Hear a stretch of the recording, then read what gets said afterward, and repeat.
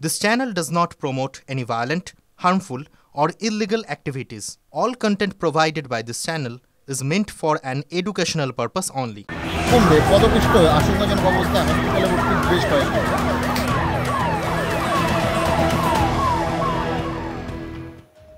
নমস্কার, টিভি9 বাংলায় আপনাদের সকলকে আবারও স্বাগত। রনিপা রয়েছে আপনাদের সঙ্গে।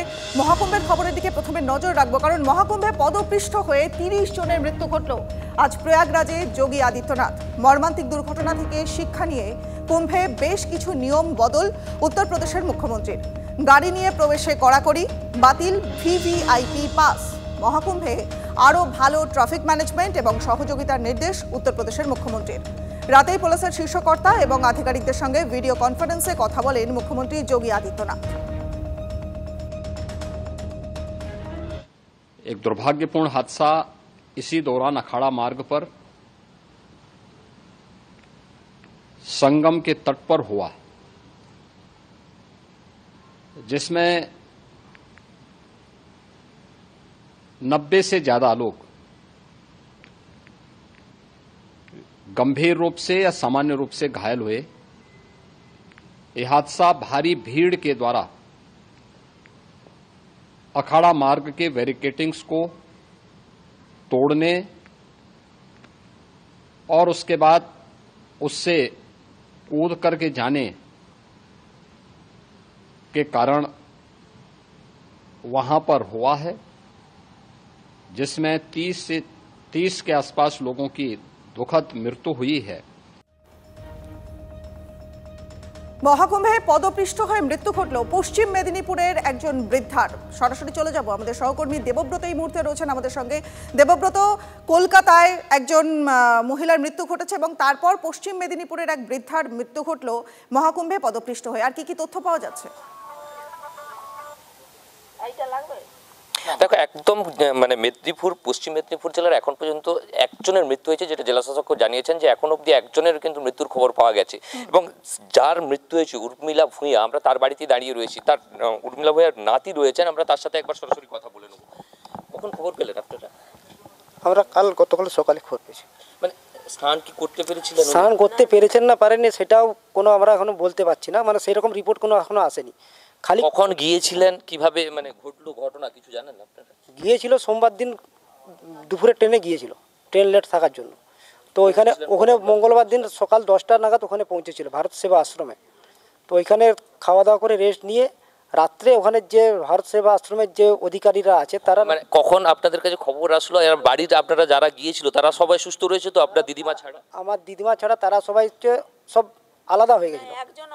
একজন ওই মানে যে মারা গেছে তার ছোট মেয়ে একটু অসুস্থ হয়ে পড়ছিল, সেন্সলেস হয়েছিল। তাকে তো সবাই সেইখানে পুলিশের আরপি সেবা সুস্থতা করে সে ভালো হয়েছে। তারপরে আবার জেঠিমাকে পাওয়া যায়নি। তারপরে খবর এলো যে হচ্ছে উনি হচ্ছে হাসপাতালে, মানে চারদিকে খুঁজাখুঁজি করছে। যে উদ্দেশ্যে যাওয়া হয়েছিল যে করতে পারেনি মনে হয়, সেটা করতে পারেনি মনে হয়। ব্যারিকেড ভেঙে যে পড়ে গেছিল বলছে, মানে ওইখানে হয়তো উনি ছিলেন, স্নান মনে হয় করতে পারেননি। হ্যাঁ, ওনারা এলেই বুঝতে পারা যাবে। কিন্তু হচ্ছে কতজন আহত হয়েছে? আপনাদের কেউ আহত হয়েছে বাড়িতে? না, আমাদের বলতে তো জেঠিমাই তো আমাদের। আর না, আমাদের একজন হয়েছে পায়ে, তার মানে হ্যাঁ পায়ে, যার নাতনি, যার কথা বলা নাতনি, ওই পায়ে ফ্র্যাকচার হয়েছে। দিতে সে চারদিকে খুঁজে খুঁজে যখন পাচ্ছিল না, তখন হচ্ছে হাসপাতালে যেয়ে দেখছে যে ওনাকে এরকম হবে ভেবেছিলেন? এরকম হবে বলে আমরা মানব স্বপ্নও ভাবিনি। কিন্তু আমরা অনেক করে বারণ করেছিলাম জেঠিমাকে যে তোমার বয়স হয়েছে, তুমি জেঠিমা তোমার যাওয়ার দরকার নেই। কিন্তু বলছে যদি আমার মৃত্যু হয় তো ওইখানেই হবে। হ্যাঁ, যদি পূর্ণ করতে। দেবব্রত, অর্থাৎ মহাকুম্ভে পূর্ণ স্নানের উদ্দেশ্যে গিয়েছিলেন মহিলা এবং পশ্চিম মেদিনীপুরের বৃদ্ধার মৃত্যুর খবর পাওয়া যাচ্ছে এই মুহূর্তে। অনেক ধন্যবাদ তোমায়, নজর রাখো। আজ যেমন বলছিলাম, কলকাতার বাসিন্দা তারও মৃত্যু ঘটেছে মহাকুম্ভে পদপৃষ্ঠ হয়ে। ছেলে, মেয়ে এবং বোনের সঙ্গে কুম্ভে গিয়েছিলেন কলকাতা পুরসভার 95 নম্বর ওয়ার্ডের বাসিন্দা বাসন্তী পোদ্দার। পরিবার সূত্রে জানা গিয়েছে যে হুড়োহুড়ির মধ্যে আচমকাই পড়ে যান তিনি। আর তখনই পদপৃষ্ঠের ঘটনা। মহিলার ছেলের হাতে তুলে দেওয়া হয়েছে মৃতদেহ। মৃতার ছেলে সুরজিৎ পোদ্দার তিনি জানিয়েছেন যে এখনো ময়নাতদন্ত হয়নি। গতকাল বাসন্তী পোদ্দারের পরিবারের সঙ্গে তাদের সদস্যদের সঙ্গে কথা বলেছেন এলাকার কাউন্সিলর তপন দাশগুপ্ত। মহাকুম্ভে বাসন্তী পোদ্দারের সঙ্গে গিয়েছিলেন তার ছেলে এবং মেয়ে। প্রচন্ড ভিড়ের চাপে ব্যারিকেড ভেঙে গিয়ে দুর্ঘটনা ঘটে বলে জানাচ্ছে মৃতার মেয়ে। কুম্ভ মেলায় চরম অব্যবস্থার অভিযোগ এনেছেন মৃতার মেয়ে। ইসকনের কয়েকজন এসে মাকে তোলে, প্রশাসনের কাউকে সেই সময় পাওয়া যায়নি, এমনটাই অভিযোগ পরিবারের। আপনি তো সঙ্গে ছিলেন, যদি একটু ওই যে ভিড়ে মানে আমরা যাচ্ছিলাম সব, এমন ধাক্কিয়ে আমাদের ধাক্কা মানে এমন ভাবে ভেঙে পড়েছে একটা লাইন থেকে পুরো গায়ে সবাই মানে অসুস্থ হয়ে গেছে। সবাই 4 জনই আমরা অসুস্থ, সবারই পায়ে, আমি তো উঠতেই পারছি না পা, সবাই একদম মারাত্মক দুর্ঘটনার মুখ থেকে আমরা বেঁচে গেছি। কিন্তু ওখানকার পুলিশ প্রশাসন একদম ঠিকঠাক ছিল না, খুব লেট করে সব আসছিল, মানে যা সহযোগিতা করার সময় তখন আমরা কাউকে পাইনি। আমি তো বাহন করছি, তো শরীর খারাপ ছিল। আচ্ছা, ছেলে মেয়ের সাথেই গিয়েছিলেন? হ্যাঁ, ছেলে গেছে আমার। খুবই খারাপ লেগেছে, কারণ এরকম ভাবিনি যে এরকমভাবে যাবে। এখন কি করবো, এখন করার কিছু নেই। কীভাবে মরেছে সেটা আমি বুঝতে পারিনি, এখনও বলতে পারবো না। ওর ছেলে গেছে, মেয়ে গেছে, আর ওর দিদি গেছে, বড়দি গেছে, এই 4 জন মিলে গেছে। কুম্ভে পদপৃষ্ট হবার ঘটনায় স্বাভাবিকভাবেই রাজনৈতিক চাপানুতর শুরু হয়ে গেছে। কি বলছেন দিলীপ ঘোষ, কি বলছেন পার্থ ভৌমিক, শুনবো। আজ তো এই যে ঐতিহাসিক ঘটনা বিশ্বের লোকেরা সাপোর্ট করছে, এসে এত লোক এসে গেছে, নিশ্চয়ই ভুল ছিল ম্যানেজমেন্টে, কেন ঢুকতে দিল এত লোককে। লোকের আকাঙ্ক্ষা গিয়ে ওই ত্রিবেণীর সঙ্গমেই স্নান করব, ওই যখন সংক্রান্তি অমাবস্যা লাগবে তখন স্নান করব, এই যে বিশ্বাস, তার থেকে এত লোক ঢুকে গেছে। আগে স্নান করবো বলে আগের দিন রাত্রে ঢুকে গিয়ে লোকে বালিতে শুয়েছিল, তারা চাপা পড়ে গেছে।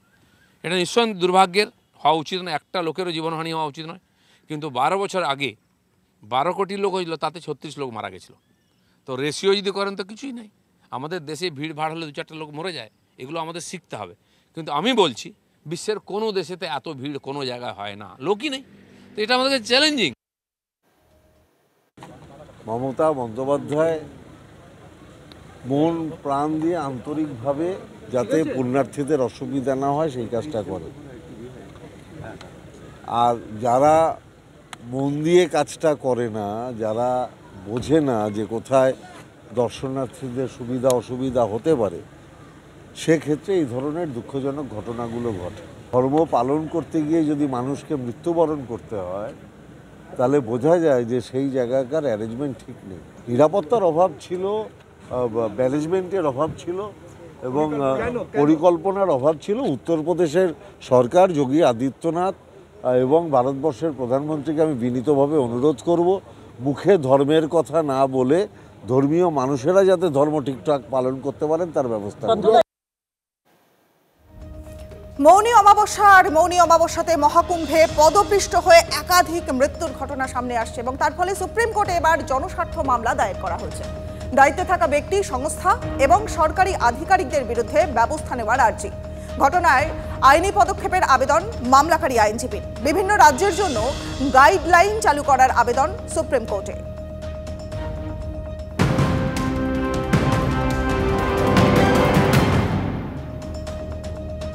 পরের খবরে নজর রাখবো। দেখুন, রাজ্য জুড়ে এবং কলকাতা শহর সংলগ্ন অঞ্চল, হাওড়া, সর্বত্র আমরা একটা ছবি প্রায় দেখতে পেয়েছি, সেটা হলো হেলে পড়া বাড়ি, এবং সেই বাড়িগুলো কিছু কিছু বাড়ি ভেঙে পড়ছে, কিছু কিছু বাড়ি হেলে পড়ছে।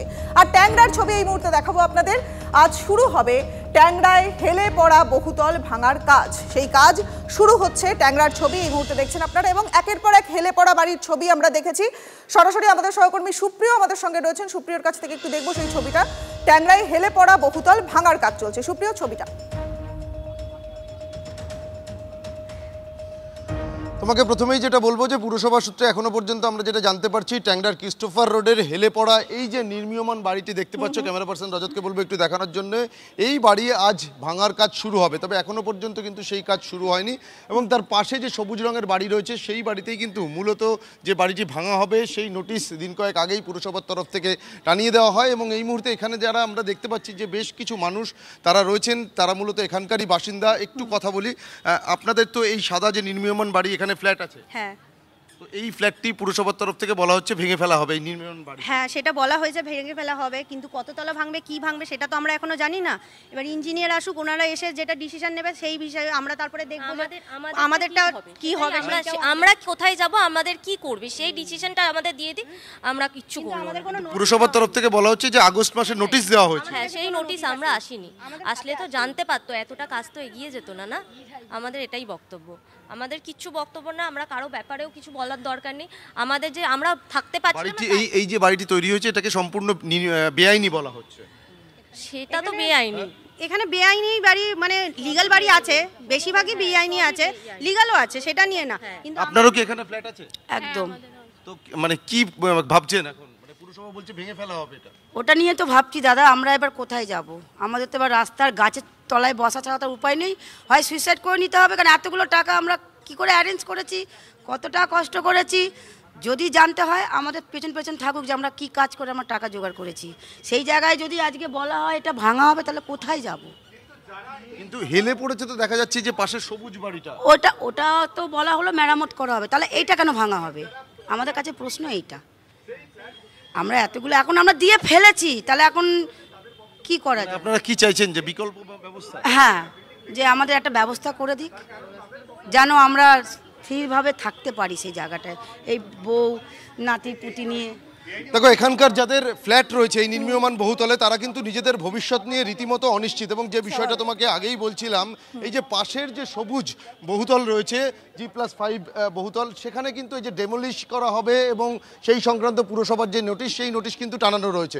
কিন্তু পাশের এই যে সাদা নির্মীয়মান বহুতল, যেখানে এখনো পর্যন্ত কোনো বাসিন্দা আসেনি, কিন্তু এখানকার যারা বাসিন্দারা যারা এসছেন, যাদের সঙ্গে আমরা কথা বলছিলাম, তারা যেটা বলছেন যে প্রমোটারের তরফ থেকে বলা হয়েছিল মার্চ মাসে ফ্ল্যাট হ্যান্ডওভার করা হবে, কিন্তু সেই নির্মীয়মান বহুতলে কিন্তু কোনো রকম ডেমোলিশ করার কোনো নোটিশ এখনো পর্যন্ত পুরসভার তরফ থেকে টানানো হয়নি বলেই দাবি করছেন এখানকার যারা ফ্ল্যাট ওনার রয়েছেন। কিন্তু তাহলে রাতারাতি হঠাৎ করে কেন এ ধরনের সিদ্ধান্ত বদল হলো, তা নিয়ে একটা যেমন প্রশ্ন উঠতেই শুরু করেছে, তার পাশাপাশি এখনো পর্যন্ত পুরসভা। বেশ, অনেক ধন্যবাদ তোমায়।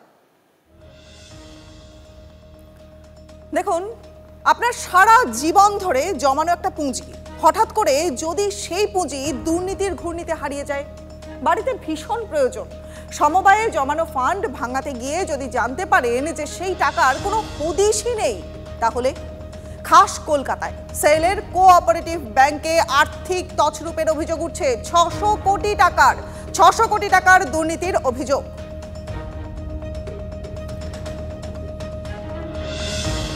সুপ্রতীক মিত্র মা ছিলেন স্টিল অথরিটি কোম্পানির, এবং সেখানে সেলের কর্মীদের নিয়ে তৈরি একটা সমবায়, সেই সমবায়ে টাকা গচ্ছিত ছিল তার। সুপ্রতীকের দাবি হচ্ছে যে টাকার অঙ্কটা প্রায় 1 কোটি টাকা। এখন মায়ের চিকিৎসার জন্য খরচ জোগাতে সেই টাকার প্রয়োজন তার, কিন্তু ছেলে সুপ্রতীক সেলের সমবায়ে গিয়ে বারবার ফিরে আসছেন খালি হাতে। কোথায় গেল তার টাকা?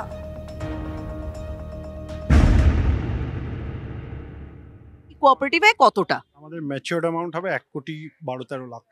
একবার 1 লাখ পেয়েছিলাম, সেটাও 10 লাখ চেয়ে। 10 লাখ চেয়ে 1 লাখ টাকা পেয়েছে। মায়ের শরীর খারাপ, কানের প্রবলেম, সেরিব্রাল অ্যাটাক, এসবের সব ট্রিটমেন্টের জন্য যেগুলো টাকা রাখা হয়েছিল সেগুলো জন্য কিচ্ছু পাইনি, মানে সেগুলো আমাদের বাকি যা সেভিংস ছিল সব শেষ করা হয়েছে। ক্যাশ ফ্লো নেই, টাকা এলে হবে, প্রপার্টি বেচে দেবো। আবার প্রপার্টির কথা যখন শুনছি সেখানেও অনেকে বলছেন যে না, উনি প্রপার্টি বেচলে না, সেটাও কম দামে অন পেপার বেচে বাকিটা নিজেরা রাখেন, আবার সেটা এক্সকিউজ দেখিয়ে বলেন যে ক্যাশ ফ্লোটা নেই বা কম টাকা পেয়েছি তাই তোমরা কম পাবে, এরকম শুনেছি আমরা।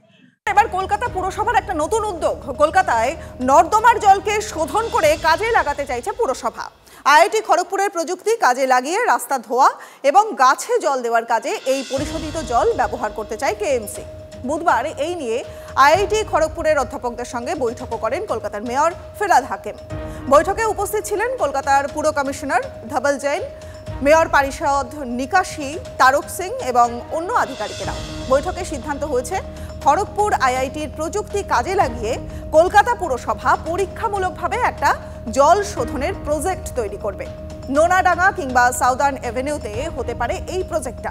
দেখা হবে অন্যান্য ড্রেনেজ পাম্পিং স্টেশনগুলির জায়গাও।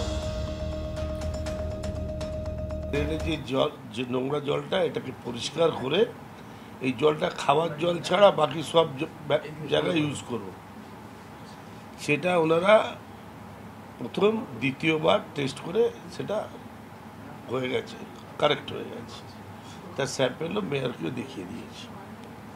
তো আমরা এখন সিদ্ধান্ত নিলাম যে আমরা যে কোনো একটা পাম্পিং স্টেশন ওনাদেরকে দেখাবো, আমাদের পাম্পিং স্টেশন যেটা ওনারা সুইটেবল ভাববে সেখানে একটা আমরা তৈরি করবো।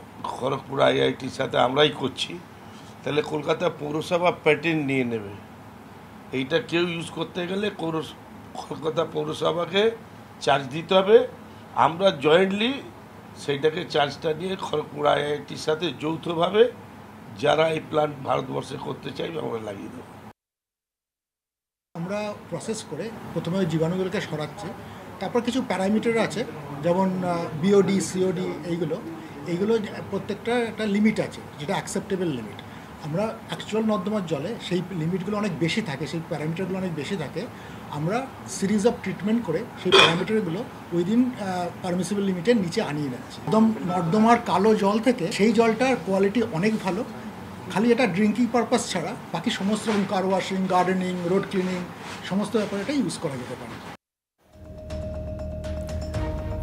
এবার একটু ওয়েদার আপডেটে নজর রাখবো, কারণ মধ্য মাঘ তার মধ্যেই শীতের সর্বনাশ। 21 ডিগ্রি সেলসিয়াসে উঠল কলকাতার পারদ। আলিপুরের তাপমাত্রা স্বাভাবিকের চেয়ে 6 ডিগ্রি বেশি। মেদিনীপুরের তাপমাত্রা 18 ডিগ্রি সেলসিয়াসের ঘরে।